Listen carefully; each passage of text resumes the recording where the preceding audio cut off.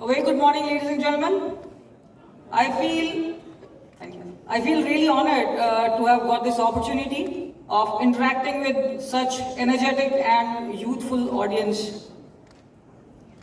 The army has got us all together here for just one purpose, that's to interact with you. The army considers its a responsibility to guide the nation's youth. I mean, this is something that it is proud to shoulder.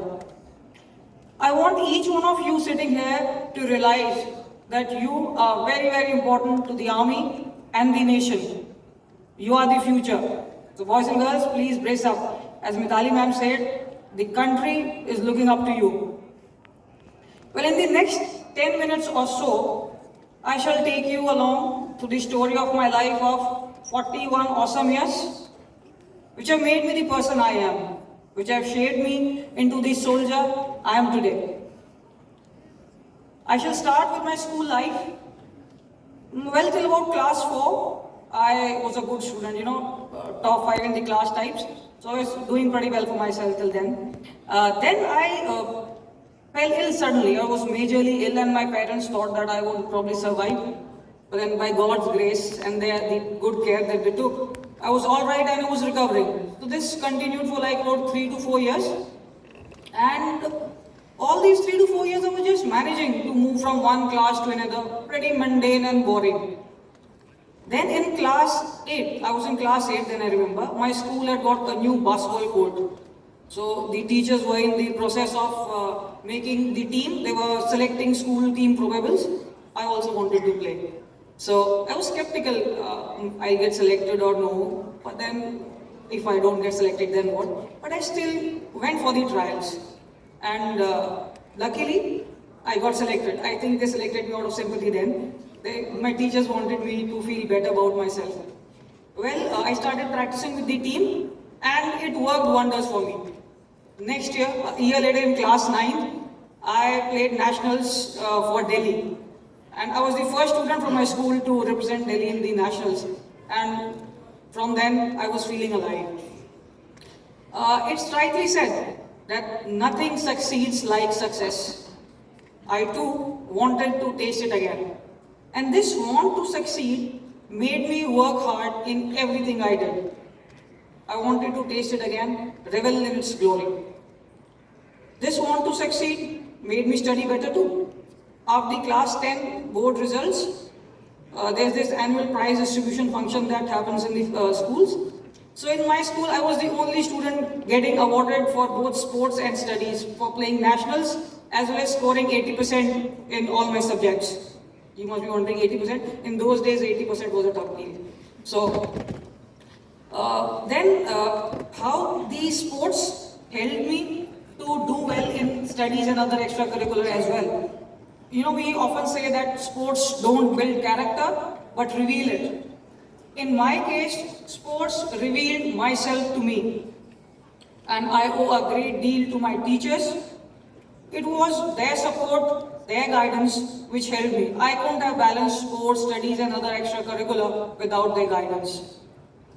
Well, life moved on and soon I was in the Khalsa College of Delhi University. I'm not mentioning college because I made the cut for the North Campus. Because here I got enrolled for the NCC and I'm so happy today to see so many NCC cadets here in this auditorium. In NCC when I got enrolled, like Mithali ma'am, I too am from a civil background, so I didn't know much about army. NCC gave me the insight or rather the first sight of the army life to our parents or what they undergo while raising us. Try to look at it. This is one job in the world where I really want to be my best in. I have set my own standards which are very high. And then if you slacken a little or you are not able to meet your own expectations while raising a child, the guilt is huge. I've had a wonderful time raising my daughter. Not always. Things have been very difficult too. I had to balance my professional dream of wearing this olive greens and my personal responsibility of raising Aditi and raising her well. I am proud to say that my organization has helped me fulfill my personal responsibility of raising her and my family rose to help me live my professional dream. It would not have been possible without their help and support. So boys and girls, exhort you to have gratitude for your parents. And lastly, please do identify your passion. I believe every human being who's born must realize, must know his or her passion. All of you must have dreams, and then go all out to achieve your dreams. Whether you succeed or you fail is very, very secondary, but you must make an effort. I always pray to the Almighty. I pray to God that on my deathbed, let me not have any regrets of not achieving any of my dreams, at least not for the want of effort. Please give me strength to try with all my might to be all that I ever wanted to be. Boys and girls, do not fear failures. मनुष्य के साहस से बड़ी कोई विपदा नहीं, हारा वही है जो लड़ा नहीं. So please fight it out, go all out after your dreams, believe in yourself, and take the leap of faith. Thank you, ladies and gentlemen. Smitten by the charm of uniform. I've always been fascinated with the officers in olive greens. I still am. I feel so happy. Even when I see myself in the mirror in the morning, when I get ready, I feel so happy about it. So, this NCC and the way it guided me, it took me where I actually wanted to be, and I got lucky. 2 years later, I landed again in the Officers Training Academy, Chennai, and this time as an officer cadet. So I'm really thankful to NCC for guiding me on this path. While in the academy, I successfully completed my training and got commissioned into an air defense regiment. Regiment life was exciting, rubbing shoulders with the men during physical rigors, learning about aircrafts, anti-aircraft guns and radars. Well, if that wasn't enough, in came the real life changer for me, the para probation. Indian Army, as you all know, is a volunteer force. And within Army, there's another volunteer force called the paratroopers. The ones with the maroon beret on their head and the paratroopers' wings proudly on their chest. In 2008, a letter came to my regiment seeking volunteers for Parachute Air Defense Battery. The awe and fear it generated in everyone around was very intriguing. I didn't know much about paras then, but now I wanted to. Despite all my unit officers warning me that no woman in air defense has cleared the para probation till date, I volunteered to undergo the probation. I reached Agra, the abode of the paratroopers. I underwent the probation with all my might. I really tried very hard. The results were announced. I was not selected. I was taken aback. I mean, I had given my 100%, but that couldn't get me past. At that point of time, boys and girls, I asked myself, how bad do I want to be a paratrooper? Am I ready to give it my last bit? I answered myself in a yes. If I wanted it so bad, I should have died trying. I did not. That means I did not try hard enough. My 100% wasn't enough. I had to give more. I volunteered to undergo the probation again. The second probation got over too. I had a resolve.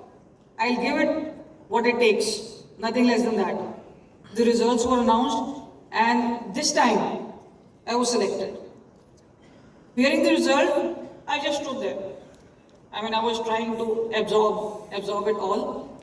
And when I walked, I think I actually was not walking on the ground a little above it. Probably I felt taller and lighter. The time that I spent in Agra with the paratroopers and the probation taught me the difference between the big and small things of life. The bond between people who are ready to spill blood for each other are stronger even than blood relations. Absolutely unparalleled. After this life-altering experience, boys and girls, I got third time lucky and I landed in Officers Training Academy again, and this time as an instructor. Absolutely overwhelming and proud. The awe instructors inspire in their cadets is absolutely unparalleled. Kalmitali was my cadet while I was training in the academy. So, entrusted with this responsibility of shaping the future soldiers of our army, I entered the Officers Training Academy. I tried very hard to be worthy of the pedestal an instructor has in the life of a cadet. I tried hard to give them all I had, to train them, to make them become the soldier that we want to have in the army. I was really happy and very satisfied after tenure. I remember an incident, not of the academy. I was participating in a shooting competition. So it was 10-meter air pistol, and after the initial rounds, there were 8 finalists who were selected. And I was so happy that in those 8, I was there, and rest all 7 were my cadets. And I felt really proud when they won the gold and silver, and I had to settle for the bronze. And it was a wonderful life enriching experience for me. Now, talking of experiences, I'm sure most of you would have heard about people telling you how they flew from one place to another in an aircraft, or maybe pilots telling you how they fly an aircraft and they love flying. Well, to all such people and pilots especially, can I have these slides? No, not this one. Alright, they've already done what I wanted to do. So to all such pilots who say they fly the aircraft and they love flying, I say that if sitting in an aircraft is flying, then sitting in a boat is swimming. If you really want to fly, then you'll have to jump out of the aircraft and skydive. Ladies and gentlemen, let me take you to the world of human flight. I first tasted flight in December 2008, when after my para probation, we were sent for the para basic course. It's called basic course because there we do static line jumps. We are taught how to jump off an aircraft and land with the help of a parachute. Now this jumper, when we wear the parachute, we sit in an aircraft. The parachute is attached to the aircraft. We just have to jump off. There is this static line which gets stretched and deploys the parachute. So the flight is of just about 2-3 seconds. So this is the basic level of skydiving. My first jump was in December 2008, and standing on the jumping door of the aircraft, I still remember I could hear my heart beat very loudly. Though the engine and all is there, but I could still hear my heart beat very loudly. And the light in the aircraft turned from red to yellow to green, and I just took a leap of faith and was off the aircraft. We were a stick of 10 who jumped one after the other, and when we all landed, it was like a festival. We were like, wow, we've done one of the craziest things probably. Soon after, we were introduced to something more crazy. This was called the free fall, skydiving, as some of you might know it. Now, how skydiving differs from the static line jump, or how free fall differs is,